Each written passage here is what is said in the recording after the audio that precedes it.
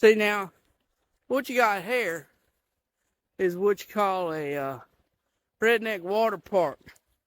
And, you know, you just get yourself one of them inner tubes out your tractor, and you get your cooler, and you just set about up in the water, and then you just let the water kind of take you, and you get a little bit of wild ride right here, and then you get back to the lazy river down yonder.